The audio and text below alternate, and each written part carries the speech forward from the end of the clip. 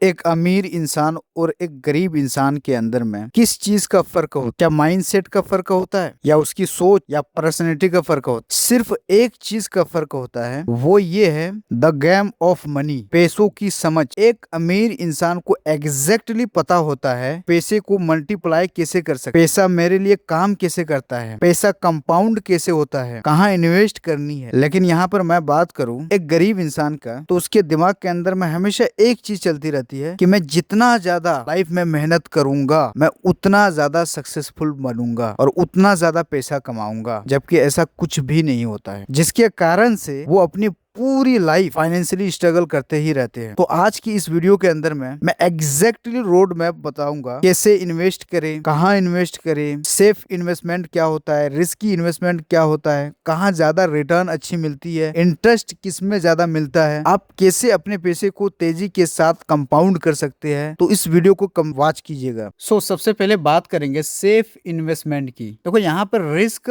कम होता है लेकिन रिटर्न भी कम मिलता है। आपको इस चीज को समझना है, जहाँ रिस्क कम होता है वहां पर रिटर्न भी आपको कम मिलेगा। जब पैसों से पैसे बनाने की बात आती है या पैसे को मल्टीप्लाई करने की बात आती है तो आज भी 90% मिडिल क्लास लोगों के माइंड के अंदर में एक ही चीज चलती है कि इस पैसे को बैंक में रखने से अच्छा एफडी करा लो। क्यों करवाते हैं ऐसा?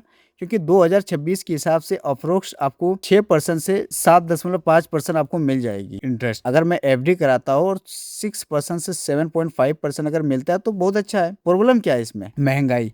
तो महंगाई 6% के हिसाब से बढ़ रही है। मतलब आप अपने पैसे को फिक्स डिपॉजिट करवाते हैं लेकिन ये पैसा आपका सेफ होता है, लेकिन ये पैसा ग्रो नहीं करता है। ऐसा क्यों होता है? ऐसा होता है पहला कारण महंगाई के कारण से। दूसरा, इस चीज को समझो, जो मनी होता है, पैसे की वैल्यू टाइम के साथ घटती ही रहती है, सामान की वैल्यू हमेशा बढ़ती रहती है, जिसके कारण से पैसे की वैल्यू कम हो जाती है और सामान की वैल्यू बढ़ने लगती है। दैट्स ओनली रीजन की एफडी कराना, दिस इज माय अकॉर्डिंग, आपका पैसा सेव रह सकता है लेकिन आप अमीर नहीं बन सकते हैं, आप गरीब ही रहेंगे। अब बात करेंगे सेविंग अकाउंट। अगर आप अपने पैसे को सेविंग अकाउंट में रखते हो तो आपको 2.5% से 4% मिलता है। भाई एक रियलिटी बोलूं, यहाँ पर प्रॉफिट नहीं होते बल्कि आप लॉस कर रहे हैं, क्योंकि इंटरेस्ट 2.5% से 4% आपको मिल रहा है, लेकिन यहाँ पर इन्फ्लेशन भी देखो, इन्फ्लेशन 6% के साथ इंक्रीज हो रही है। मतलब कि आपकी जो पैसा है, इस पैसे को एक दीमक की तरह खाती ही चली जा रही है। जैसे लोहे में अगर जंग लगता है तो दीमक लोहे को धीरे धीरे अंदर से खोखला करती ही चली जाती है, उसी तरह है सेविंग अकाउंट। आपका देखो, सिंपल बात मैं बताता हूँ, आपका जो पैसा है, मनी है, वो सेफ रहेगा लेकिन ये पैसा ग्रो कभी नहीं करेगा। मतलब खुद से आप अपने पैसे को आग लगा रहे हो। और ये मैं बता रहा हूँ, ये 90% मिडिल क्लास लोग ऐसे करते हैं, जिसके कारण से वो फाइनेंशियली स्ट्रगल करते रहते हैं अपने लाइफ के अंदर में। देखिए मैं ऐसा क्यों बोल रहा हूँ, यही 10,000 10 साल के बाद मेरे पास रहेगा तो ये 1,000 का फीलिंग मुझे देगी। मतलब पैसे की वैल्यू खत्म हो रही है। आपको लग रहा है भाई धीरे धीरे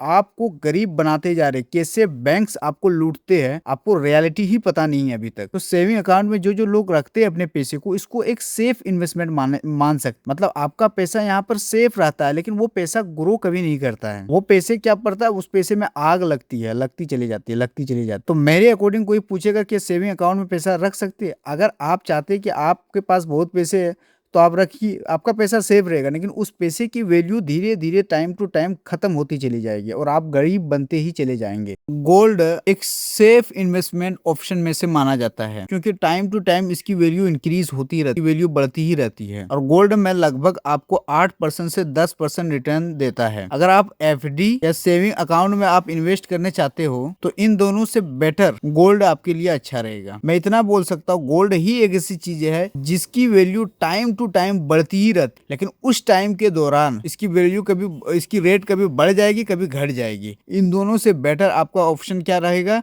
गोल्ड में आप इन्वेस्ट कर सकते हैं, ये सेफ माना जाएगा। अब देखते हैं कि इस 1,00,000 रुपये को 5 सालों के लिए अगर राहुल सेविंग अकाउंट में रखता है तो इस 1,00,000 रुपये की वैल्यू बढ़ती है या घटती है। जैसे मैंने बताया कि राहुल ने 1,00,000 रुपये को 5 सालों के लिए सेविंग अकाउंट में रखता है, तो वो 1,00,000 रुपये बढ़ करके 1,15,927 रुपया हो जाती है। अब 4% इन्फ्लेशन को माइनस करने के बाद इसकी रियल वैल्यू आ जाती है 95,284 रुपया। अगर इसकी रियल प्रॉफिट और लॉस देखा जाए जाए -4716 रुपीज होती है। और अगर इसकी एनुअल रिटर्न परसेंटेज देखा जाए तो ये 3% पर एनुअल यानी कि 3% हर साल दे रही है। 4716 रुपया माइनस हुई है अगर हमारी इन्वेस्टमेंट अगर सेविंग अकाउंट में करते 5 सालों की। और अगर इसी 1 लाख को एफडी में 5 सालों के लिए इन्वेस्ट करते तो वो 1 लाख बढ़कर 1,48,042 रुपया हो जाता, जो कि इसकी रियल वैल्यू 4% इन्फ्लेशन को माइनस करने के बाद 1,13,460 रुपया रह जाती है। और अगर इसकी रियल प्रॉफिट और लॉस देखा जाए 13,460 रुपया ये प्लस में। और एनुअल रिटर्न परसेंटेज देखा जाए तो 6.5%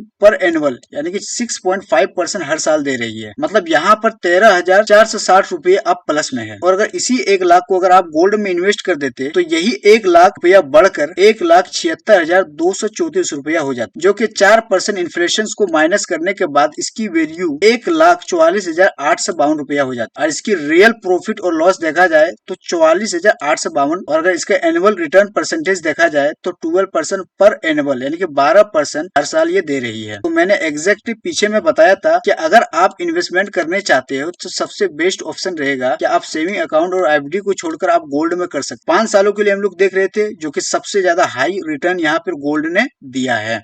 उसके बाद यहाँ पर एफडी फिक्स डिपॉजिट ने दिया। उसके बाद यहाँ पर सेविंग अकाउंट दिख रही है जो कि माइनस में दिख रही है।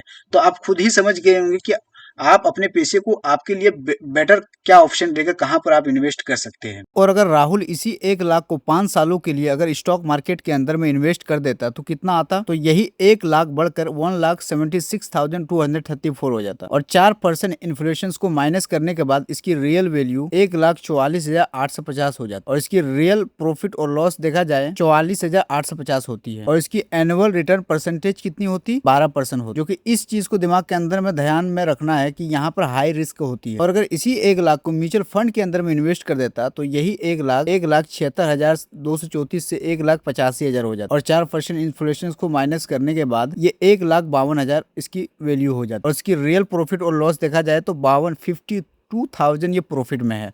अगर इस 1 लाख को अगर ये म्यूचुअल फंड के अंदर में निवेश करता, एनुअल रिटर्न परसेंटेज कितना है? हर साल रिटर्न दिया है 12 - 30% पर एनुअल। और अगर इसी 1 लाख को अगर एसआईपी मंथली एसआईपी करता 5 सालों के लिए तो 1 लाख यही 1 लाख बढ़कर 1,25,000 से 1,30,000 हो जाता। और इसके 4% इन्फ्लेशन को माइनस करने के बाद इसकी रियल वैल्यू कितनी होती? 1 लाख से 1,07,000 रह जाता। और इसकी रियल प्रॉफिट देखा जाए तो 3,000 और -700 -30% पर एनुअल इंटरेस्ट दे रही है हर साल। एक चीज समझो, एसआईपी जो है ये 5 सालों के लिए नहीं होता है, ये आपको 10 साल या 15 साल या फिर 20 सालों के लिए आपको इन्वेस्ट करनी पड़ती है, तभी ये कंपाउंडिंग आपके लिए काम पड़ेगा। एक्चुअली कंपाउंडिंग कैसे काम करता है? इसमें टाइम चार्ज 4 से कितना हुआ 8, 8 से होगा 16, 16 से होगा 32 और इस तरह करके कंपाउंड जंप लेगी। तो ये कब होगी? ये तभी होगी जब आप इसमें ज्यादा टाइम बने रहोगे, राइट? तभी ये माइनस में, ओनली रीजन ये माइनस में दिख रहा है। मेरा वीडियो बनाने का अगर आपको अगर पसंद आ रही होगी तो इस वीडियो को लाइक कर देना, बिकॉज आप लाइक करेंगे तो एल्गोरिथम और ज्यादा इसको सपोर्ट करेगा और पुश करेगा इस वीडियो। इसी तरह से आप फाइनेंस के कंटेंट चाहते हो तो इस वीडियो को, इस चैनल को सब्सक्राइब कर सकते हैं। अभी कंप्लीट कोर्स आने वाला पूरा कंप्लीट फाइनेंस के ऊपर,